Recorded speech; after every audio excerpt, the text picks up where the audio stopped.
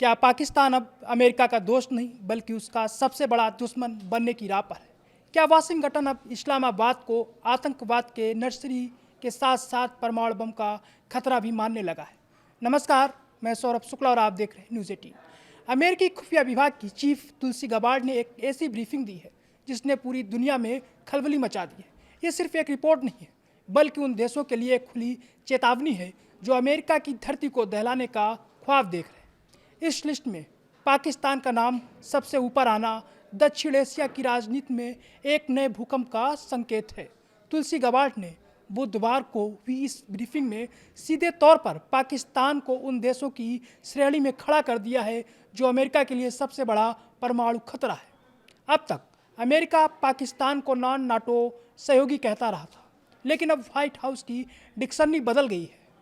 Gabbard ने साफ कहा कि पाकिस्तान समेत 5 देश रूस, चीन, ईरान और उत्तर कोरिया ऐसे मिसाइल सिस्टम विकसित कर रहे हैं जो सीधे अमेरिका की धरती को निशाना बना सकते हैं। खास बातें जो गबार्ड ने कही हैं, हम उसके बारे में आपको बताते हैं।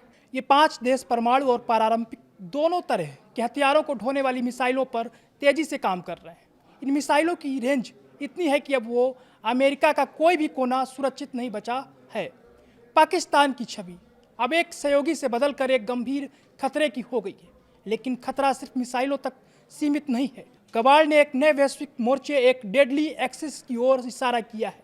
रिपोर्ट के मुताबिक उत्तर कोरिया अब रूस और चीन के साथ अपनी साझेदारी को अभूतपूर्व स्तर पर ले गया है। ये तीनों देश मिलकर एक ऐसा ब्लॉक बना रहे हैं जो नाटो और वैश्विक सुरक्षा के लिए सिरदर्द बन सकता है। तकनीक को लेन देन और परमाणु क्षमता को विस्तार, ये वो चीज़ें हैं जिसने पेटांगन की रातों की नींद उड़ा दी है।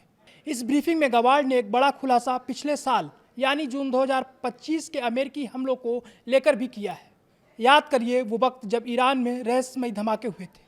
गबार्ड ने आज आधिकारिक तौर पर पुष्टि कर दी है कि अमेरिका ने पिछले साल जून में ईरान के यूरेनियम इनरिचमेंट प्रोग्राम को पूरी तरह मटिया-मेट कर दिया था। गबार्ड के मुताबिक उस हमले के बाद से अब तक ईरान ने अपनी परमाणु क्षमताओं को दोबारा खड़ा करने की कोई बड़ी कोशिश नहीं की है। यानी अमेरिका का वो स्ट्राइक ईरान को पीछे धकेलने में पूरी तरह कामयाब रहा था। तुलसी गबार्ड ने अपने बयान में साफ कहा कि 2026 में अमेरिका अपनी विदेश नीति में बड़ा बदलाव कर रहा है।